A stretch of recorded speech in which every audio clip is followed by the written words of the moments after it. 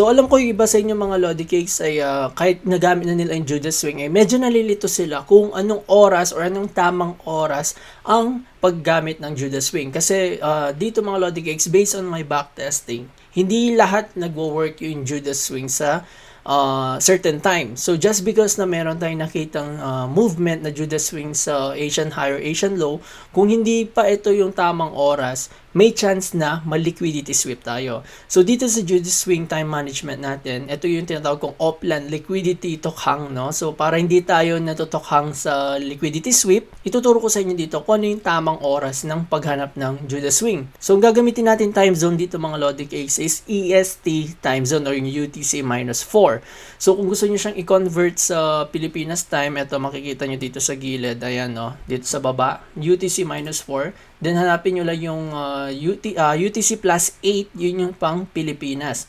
Automatic siya magko-convert kapag kinlik nyo yung time zone na yon. So sa ngayon, ang gagamitin natin is yung EST-4 o yung standard time na ginagamit usually ng mga trader.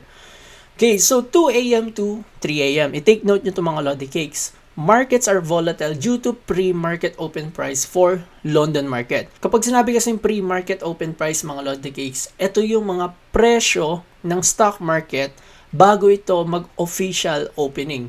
So sa 2 a.m. to 3 a.m., nakikita na ng mga Lodi Cakes kung ano yung price ng London stock market. So nagkakaroon nito ng volatility sa Forex kasi may chance na nagkakaroon ng conversion from USD to GBP para makapag-trade sila ng London stock market. So during 2 a.m. to 3 a.m., hindi ito tamang time for Judas Swing. Hindi maganda ito kasi volatile siya. Maraming ma-fake out dito, maraming mga fake shift in market structure. 3 a.m. to 5 a.m. naman, during 3 a.m., nagbukas na dito yung London session natin. So, opening na siya.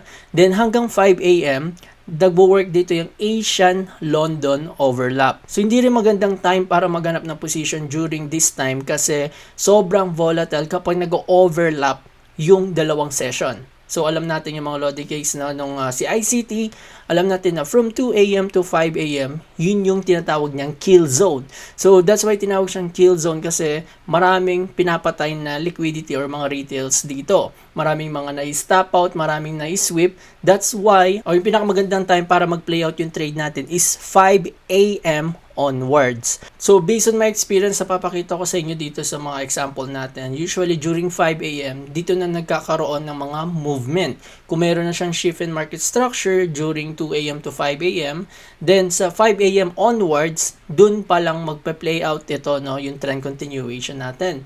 Then if ever na, for example, 5 a.m., wala pa rin natamaan na Asian range natin as naglalaro lang siya sa loob, nagko-consolidate lang siya, o kaya naman nagkaroon ng impulsive move, pababa or paakyat ng Asian range pero wala pa siyang pullback, ang pinaka-alternate time to look for position is 8:30 a.m. So, 8:30 a.m. is New York time. Ito yung time na kung saan naglalabas ng economic data yung US. So, yung New York opening kasi mga Lodi Cakes ng Forex is 8 o'clock ng umaga sa EST. Pero 8:30, dun lumalabas yung mga economic data. So, after that, na lumabas na yung mga economic data, dun usually nagkakaroon ng mga strong movement o kaya ng impulsive move. So, ginagamit lang to 8:30 a.m. na to kapag walang heavy news like walang CPI, walang NFP, no? So kapag smooth lang siya, as in talagang mahina lang yung news na lalabas sa araw na yon, then mas malakas ang chance na 8:30 is magandang time para maghanap din ng position, no? Okay, so ito yung first example natin sa GU na kung saan nag-play out itong Judas Swing natin. So kung mapapansin natin dito sa part na to, itong Asian high, na taken out siya. Okay? So after niya ma-taken out dito, hindi siya nag-reverse. Ang nangyari is nabasag siya, nagkaroon tayo ng trend continuation pataas. So, marami dito mga Lodi Cakes nag-entry around this area.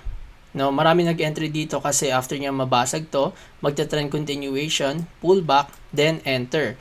So, may chance na nakapag-profit sila for the short term, pero if yung iba nag-hold ng long term na kung saan may ta-target nila is yung mga liquidity dito or ewan ko anong liquidity ta-target nila, may chance na dahil hindi pa siya 5 a.m., maraming matitaken out na kung saan tingnan nyo dito. After nyo nag-pump dito, ito yung top range natin, no? Top range.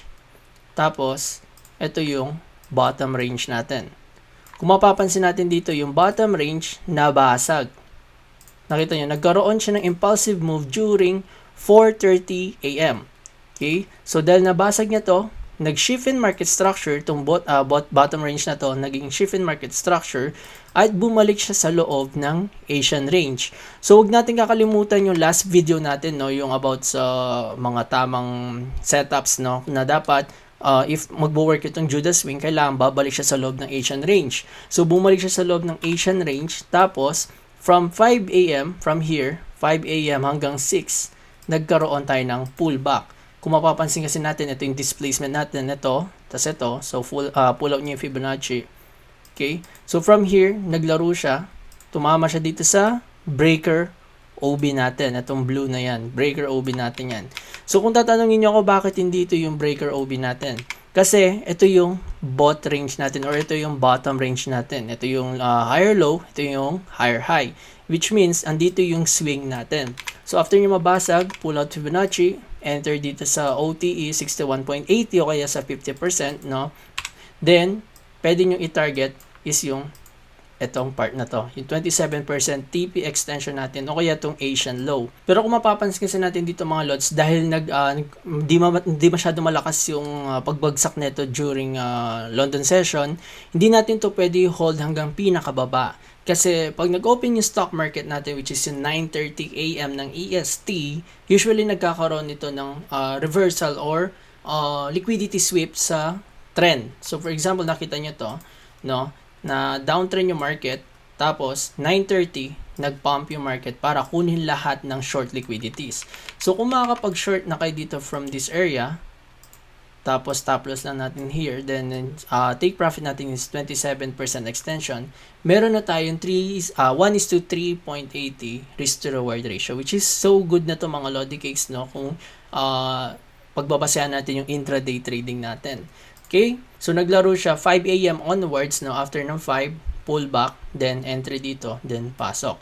Okay? So, kung nag-entry kayo na maaga dito, malaking chance na na-stop out kayo. Next example natin is itong part na to, na kung saan nakuha ko yung trade na to. No? Sa part na to, ito yung Asian range natin. Mapapansin natin dito sa part na to, nabasag niya yung Asian high. Pero nung time na to is 1 a.m. So, 1 a.m. is still an Asian session mga Lodi Cakes, no? So, kung mapapansin natin dito, nabasag na tong Asian high. Meron na tayong bottom range dito. No, ito yung bottom range. Tapos, ito na yung top range natin. Okay, so yan yung higher high and higher low natin.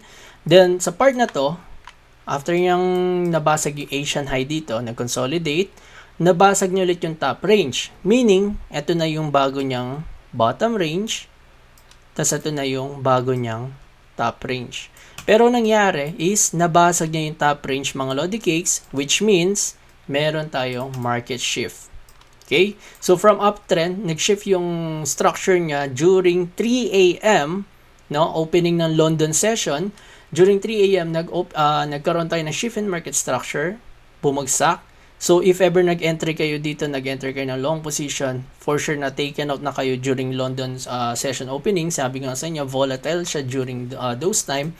Then, nag-continue siyang bumagsak as in impulsive move. Pero dito sa part na to, meron tayong mini consolidation or tinatawag natin order blocks. Okay? So, order block mga Lodi Cakes, meron akong video about dyan, panoorin nyo yun. Ito yung block of orders na kung saan maraming maraming short positions dito. Then, after that, kung mapapansin natin, kung i-extend natin siya, naglaro siya dito sa area na to. Okay?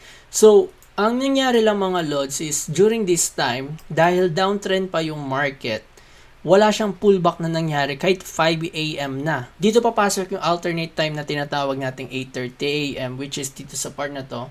Kung mapapansin nyo, 8:30, naglaro siya dito sa loob ng OB, no? Sa block of orders na to. Then if magsha-short kayo dito, okay, short na kayo dito, stop loss nyo lang is just above around this area. Ang magiging target ko for this area is itong liquidity na to. Itong part na to. Ayan na. Okay, so yan yung liquidity natin, which is sell side liquidity. Then, kung mapapansin nyo, natamaan siya. Meron tayong 1:2.76 risk to reward ratio. Medyo malaki-laking risk niya kasi napakalaki ng order block natin dito. Pero kung malaki yung pera nyo, yung capital ng mga Lodi cases, 1:2 is a good thing or good risk to reward ratio na para sa inyo. Ang importante dito is pinapataas natin yung win probability natin using time management. Last example mga Lodi Cakes, ito for sure maraming na-stop out sa inyo during this time. So ito yung time na kung saan nung July 18. So nung July 18 mga Lods, no, kung mapapansin kasi natin dito, itong Asian high na taken out. Then nag-create siya ng new top range dito. No, ito yung new top range niya nung after niya mabasag tong Asian high, nabasag niya to, then ito na yung top range niya. Yan, wait. Yan. Tapos itong top range mga Lodi Cakes, ito din yung bottom range. Nabasag niya itong part na to, itong higher low natin, which means meron na tayong shift in market structure. So if nakita nyo to during Asian high Judah swing, nung natama niya yung Asian high na to, kung nakita nyo itong part na yan, for sure marami mag-aabang sa inyo ng entry dito sa OB na yan. Okay? Alam ko marami mag-aabang dyan. Ito yung Fibonacci natin from here to here. Ayan. So, marami nag-aabang dito, pero anong nangyari is nagkaroon tayo ng volatility. Nagkaroon ng liquidity sweep kasi tingnan nyo, nung bumalik siya sa taas, nag-pullback siya ng oras to, 3 a.m. Okay, so kaka-open lang ng London market dito, which is sobrang volatile nga pag opening ng London market. 3 a.m. is not a good time to look for position. So, kung mapansin nyo, marami nag-short dito, marami na stop out, bumagsak to, tapos marami na FOMO, for sure nag-short sila dito. Then, pagdating ng 4 a.m. or 5 a.m., biglang nag-pump yung market. Okay? Pero, kung mapapansin natin dito, 5 a.m. na, naglalaro pa din yung price dito sa loob, which means nagko-consolidate siya and hindi tayo nakakakita ng clear or obvious trend. No? So gumagalaw lang siya sideways. And kapag meron tayong nakikita ng consolidation or trading range, yun yung hindi magandang mag-trade during Judah swing kasi yun yung pinaka-hate ko sa lahat is yung consolidation kasi hindi natin makikita yung obvious trend dito. So ang gagawin natin dito is either iwasan na lang to, then look for another position na lang sa alternate time natin na 8:30. Kaya naman, wag na tayo mag-trade mismo. Talagang bukas na lang tayo ulit mag-trade. No? So, hindi lahat ng nakikita natin na ganitong setup is mag-work. No? So, 5 a.m., wala pa rin. Naglaloko-loko pa rin siya dito. No? Hanggang sa nag-pump siya sa area na to, nag-pump yung market. Now, from this area, ayan. So, nakita nyo nag-pump yung area na to, yung market na to. From here, meron tayong displacement. Ito yung displacement natin. So, basically, ito yung top range natin. Tapos, ito yung bottom range natin. Okay? So, nakikita nyo yung top range, bottom range. Pero dahil natamaan ng market yung bottom range dito sa area na to, tapos, clearly, meron tayong shift in market structure. Okay? Tapos tingnan yung oras mga Lodi Cakes. Nag-pullback siya, pabalik dito sa FVG at OB. No, merong OB, tapos merong FVG. Okay? So yung FVG yung gray, blue yung OB. Tingnan nyo, during 8 o'clock tsaka 8:30, I believe merong news ata dito kaya nagkaroon ng volatility. Pero 8:30, nag-pump yung market to grab some liquidities dito sa OB bago ito bumaba. Nakita nyo yun? Tapos hindi lang yun. Ito yung Asian high natin, di ba? Bumalik yung trade sa loob ng Asian high after niya matamaan to, shift in market structure, bumalik sa Asian high, nag-pullback sa FVG. So marami tayong confluences na magwo-work itong trade na to. Tapos, if ever man na mag-short tayo from this area, no? Heavy news to, usually hindi ako nagtitrade during heavy news, pero pinapakita ko lang sa inyo na yung oras is nagmamatter sa pagtitrade. So, kailangan na pasok natin yung oras ng pagtitrade, no? So, kung papasok tayo dito sa OB, tas yung take profit ko will be this Asian low, meron na tayong 1:4.30 risk to reward ratio. Alam ko na Nagbabacktest lang ako dito, pinapakita ko lang sa inyo. Pero ang ibig ko sabihin dito, itong mga binabacktest ko is lately lang or last week o kaya this week lang. So meaning, kahit gano'n nakatagal mga Lodi case, makakahanap pa rin tayo ng position or setup every day. Kung merong mga good setup, meron ding mga bad setup. Pero kung dadagdagan natin yung confluences natin with time or oras, then mas magiging disiplinado tayo. Kasi inaantay natin yung oras na 5 a.m., inaantay natin yung oras na ganito. Hindi tayo basta-basta nagtitrade na kabukas ng trading view nyo, may makita lang kayong ganito, set up nyo na, ititrade nyo na. Then, sa dami na kasing mga strategy, mga Lodi Cakes, mas lumalakas yung mga liquidity sweep ng market or ng mga institutions. Kasi, marami na nakaka-access ng trading. That's why you need to at least look for time or oras na kung saan mas nagwo-work yung setup na yon. And during this time na sinasabi ko, which is yung 5 a.m. tsaka nung 8:30, mataas yung volume ng trading at mas nakakasabay tayo sa mga institutions. No? So, yan yung importansya ng time management, mga Lodi Cakes, and hopefully nakatulong ko ng malaki sa inyo. And ito, last video na talaga ito, mga Lodi Cakes. So, this week, upload ko na episode 1 ng Mentor Neil Ultimate Trading Course, no? So, promise na yan, totoo na yan. Kailangan ko lang ihabol to para at least habang nagtuturo tayo na sa mga beginners, sa mga baguhan, ay meron akong naiwan sa inyo na strategy na pwede nyong gamitin sa pagtitrade nyo. Okay, so maraming salamat sa panonood, mga Lodi Cakes. I hope nakatulong ako ng malaki sa inyo. And kung gusto niyo pa ng more videos like this, alam niyo na, please click like and subscribe. And huwag niyong kalimutan, Lodi Cake t-shirt, bili na tayo, mga Lodi Cakes, no? So, ayun lang, mga Lodi Cakes. Maraming salamat, and Mentor Neil here, signing out. Peace.